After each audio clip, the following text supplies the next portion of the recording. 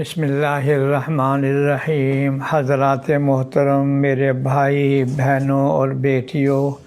میں اسوہ رسول اکرم صلی اللہ علیہ وسلم بیان کر رہا ہوں۔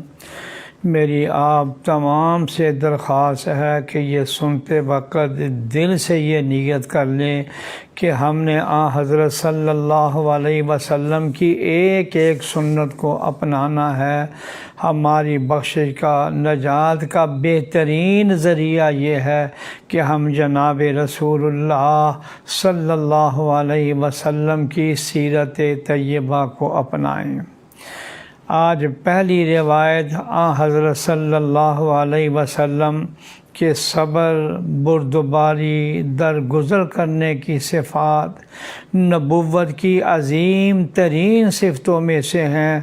حدیث پاک سن لیجئے کہ رسول اللہ صلی اللہ علیہ وسلم نے کبھی بھی زندگی بھر اپنے ذاتی معاملے میں اور مال و دولت کے سلسلے میں کسی سے انتقام نہیں لیا،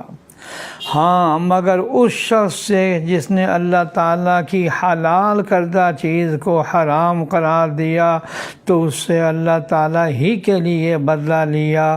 اور حضور صلی اللہ علیہ وسلم کا سب سے زیادہ اشد اور سخت صبر غزوہ احد میں تھا کہ کفار نے آپ صلی اللہ علیہ وسلم کے ساتھ جنگ و مقابلہ کیا۔ آپ صلی اللہ علیہ وسلم کو شدید ترین رنج و الم پہنچایا،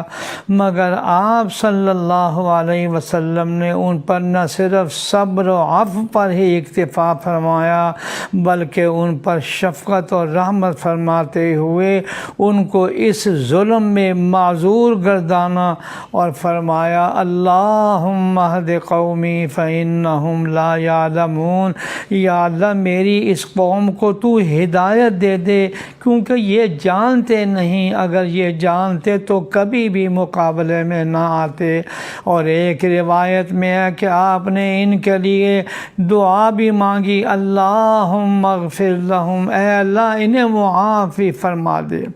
جب صحابہ رضی اللہ عنہ کو بہت شاق گزرا تو کہنے لگے یا رسول اللہ کاش ان پر بد دعا فرماتے کہ وہ ہلاک ہو جاتے۔ تو آپ صلی اللہ علیہ وسلم نے فرمایا میں لعنت کے لیے بھیجا نہیں گیا ہوں بلکہ میں حق کی دعوت اور جہان کے لیے رحمت ہو کر مبعوث ہوا ہوں۔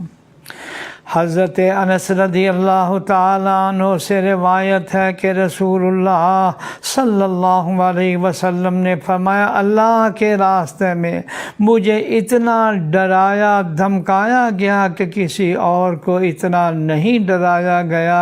اور اللہ کی راہ میں مجھے اتنا ستایا گیا کہ کسی اور کو اتنا نہیں ستایا گیا، لیکن اس سب کے باوجود